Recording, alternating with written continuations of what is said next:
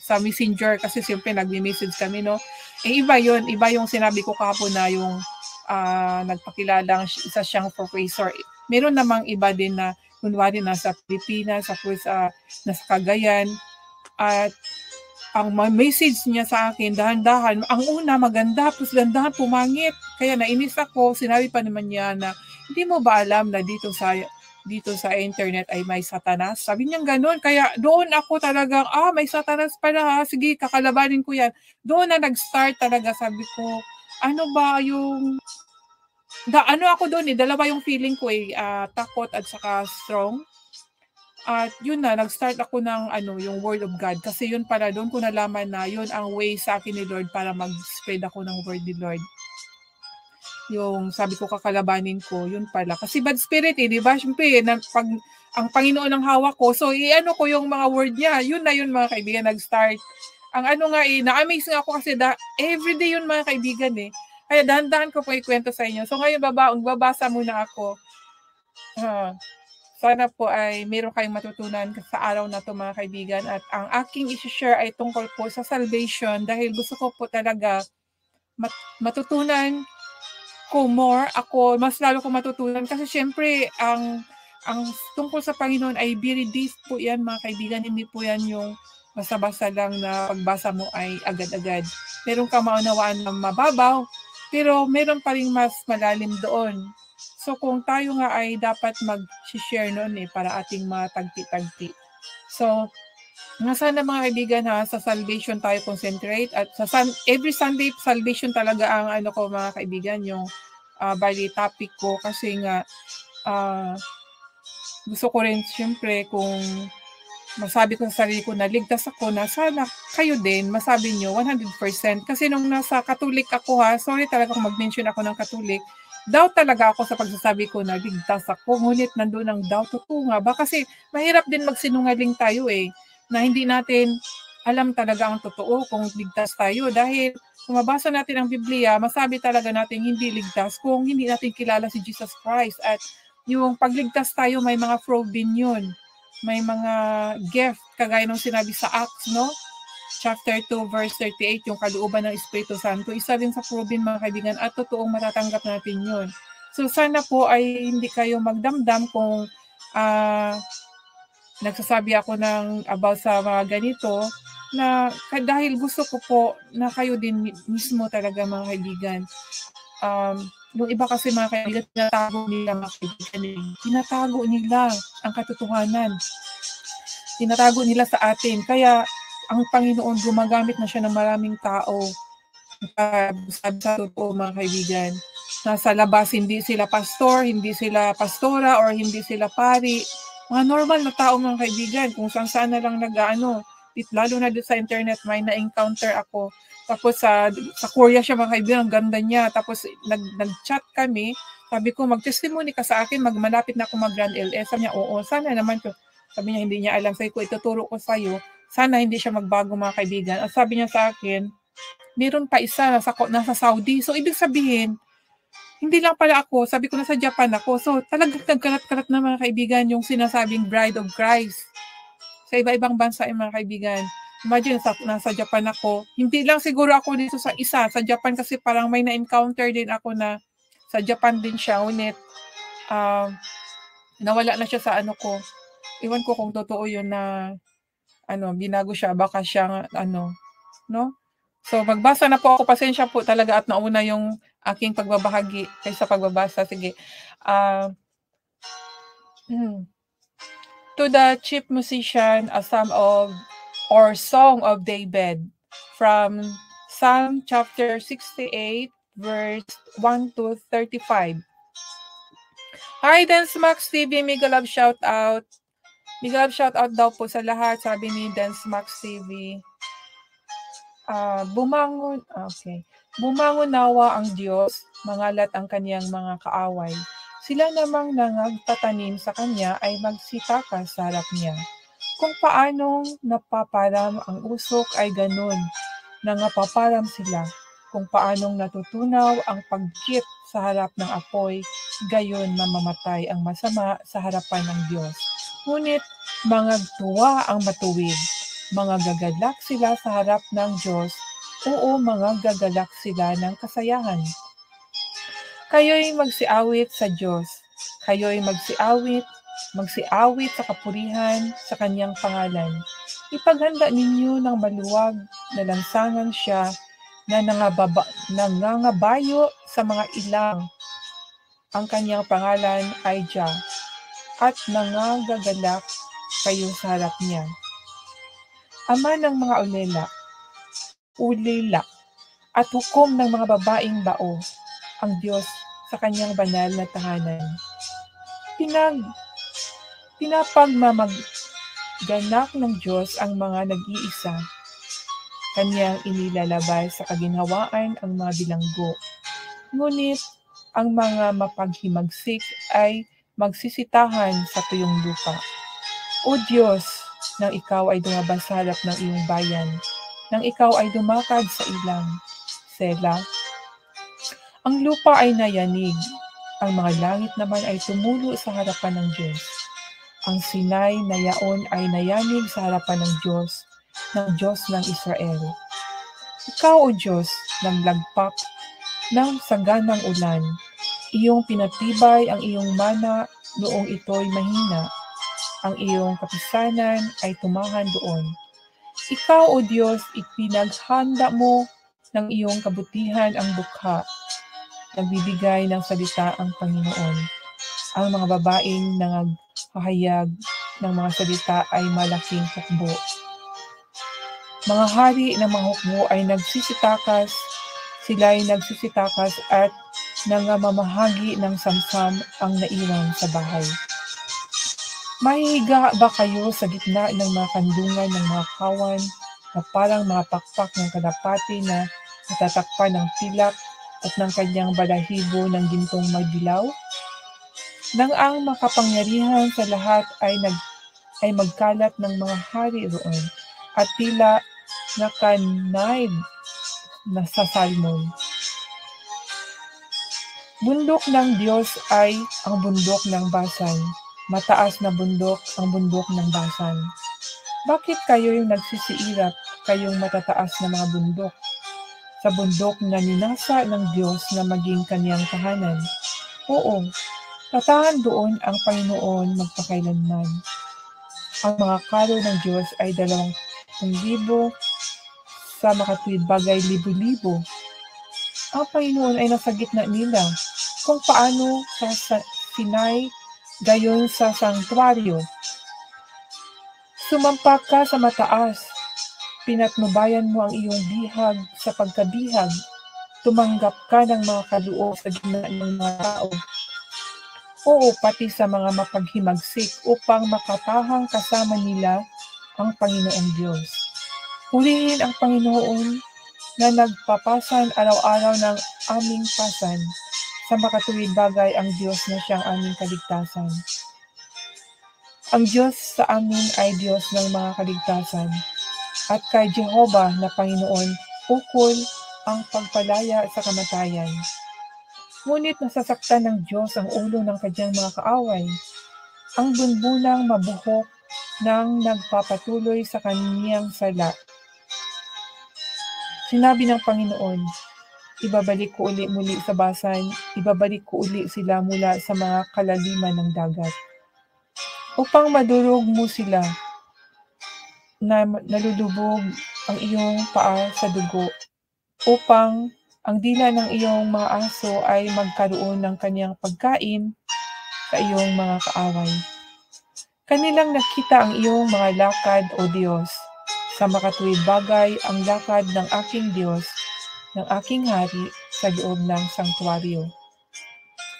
Ang mga aawit ay nangagpauna, ang mga manunugtog ay nagsisunod sa gitna ng mga dalaga na nagtutugtugan ng mga pandereta.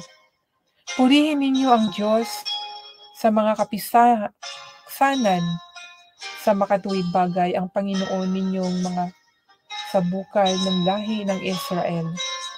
Dooy ang munting Benjamin ay silang kanilang puno, ang mga pangulo ng Joda at ang kanilang pulong ang mga pangulo ng Zabulon, ang mga pangulo ng Neftali. Ang Diyos mo'y nag-utos ng iyong kalakasan. Patibayin mo, O Diyos, ang ginawa mo sa amin. Dahil sa iyong templo sa Jerusalem, mga hari ay nangagdadala ng mga kaloob sa iyo.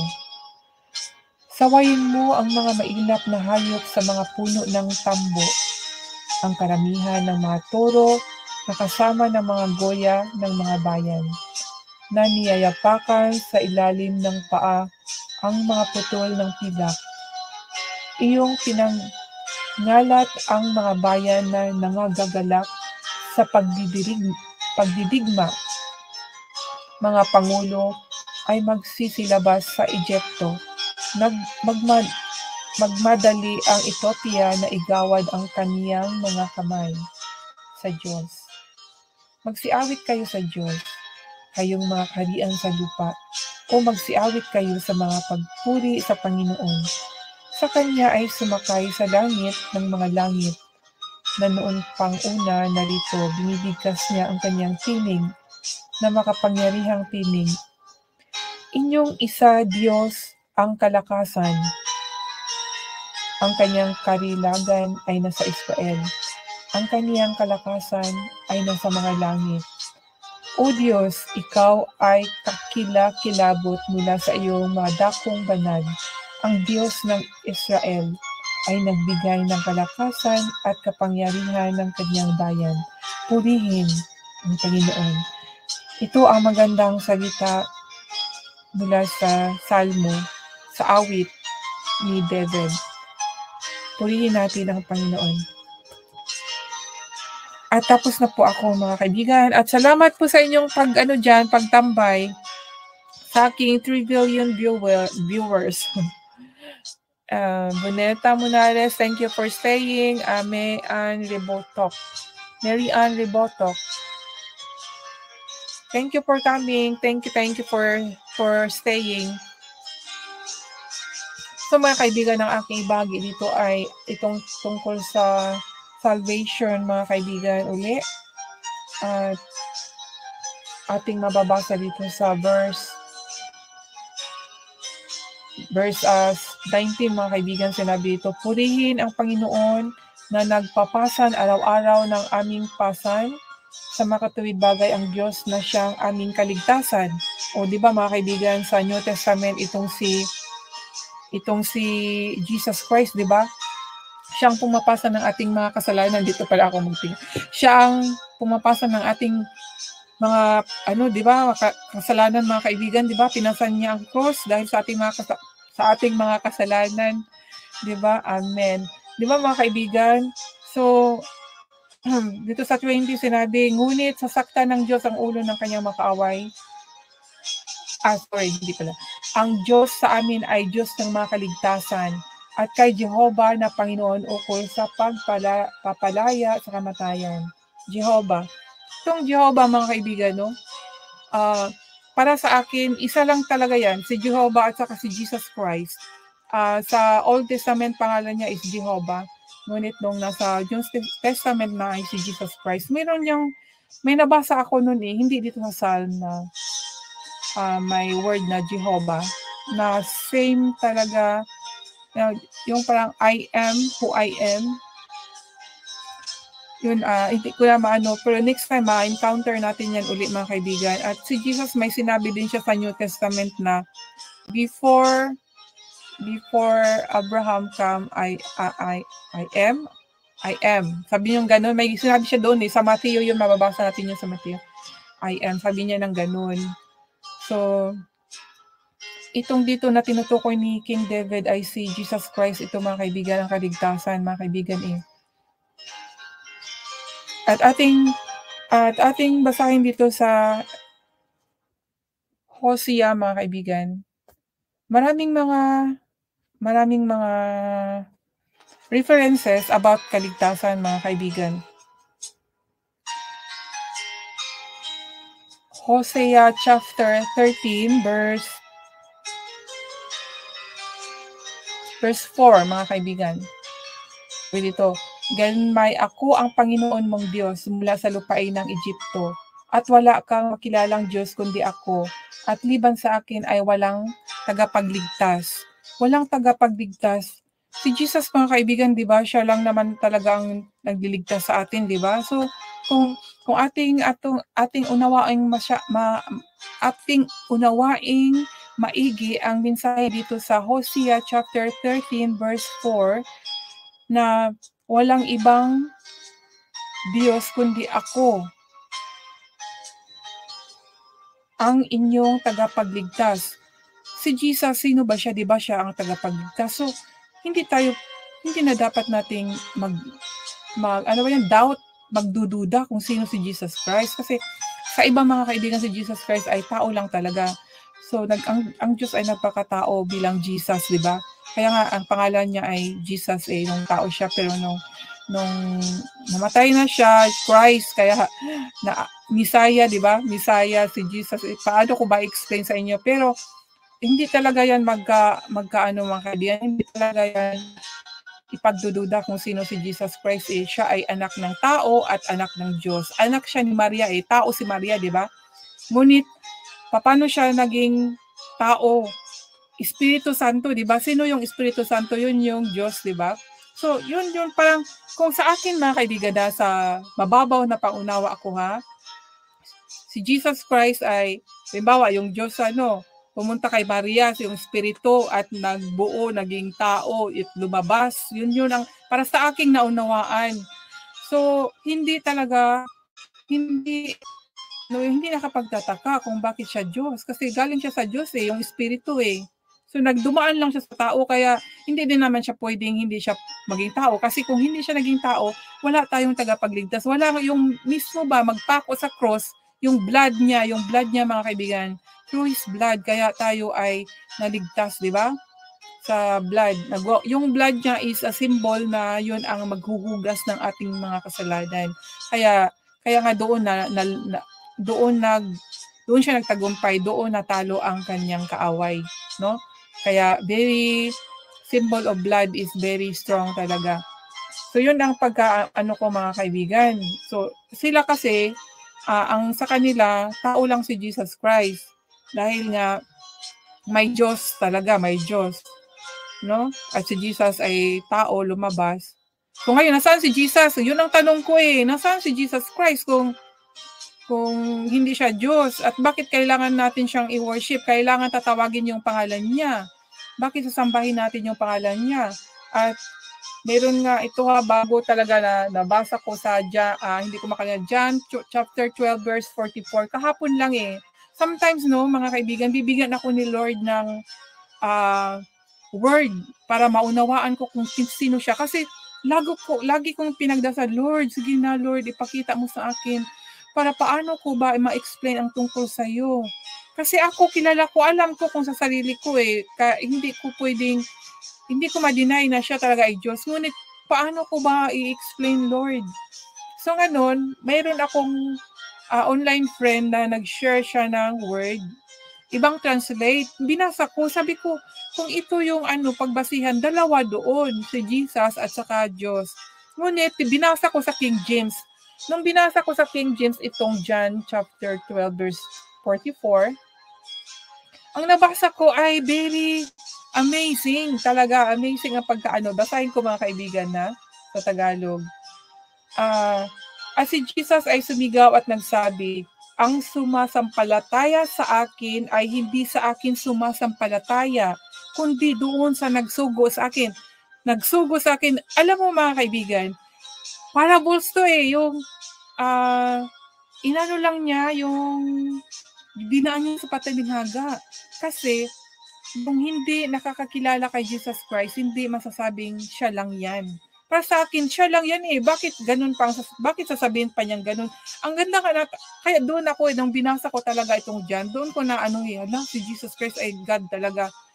Na doon ko talaga na feel yung love niya sa atin, yung feel ng kanyang pagka-powerful. Parang kinausap ako mga kaibigan habang binabasa ko to yung Book of John. Kaya doon ko talaga na amaze.